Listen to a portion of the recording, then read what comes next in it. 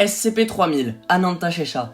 SCP-3000 est une entité serpentine aquatique de taille massive, ressemblant fortement à une murène géante. La longueur totale de SCP-3000 est impossible à déterminer, mais est supposée être comprise entre 600 et 900 km. SCP-3000 est une créature typiquement sédentaire, ne bougeant sa tête qu'en réponse à certains stimuli ou lorsqu'elle est nourrie. La majeure partie de son corps est située dans et autour du cône abyssal du Gange et bouge très rarement. SCP-3000 est carnivore et est capable de se mouvoir très rapidement pour abattre sa proie, en dépit de sa nature sédentaire. SCP-3000 est une entité représentant un danger cognitif de classe 7. Une observation directe de SCP-3000 peut causer de graves altérations mentales. Tout individu observant directement SCP-3000, de même que toute personne se trouvant à une distance encore inconnue de SCP-3000, ressentent d'inexplicables maux de tête, une paranoïa, une peur généralisée, des crises de panique, ainsi qu'une altération ou perte de la mémoire. La zone où est confiné SCP-3000, actuellement une région du golfe du Bengale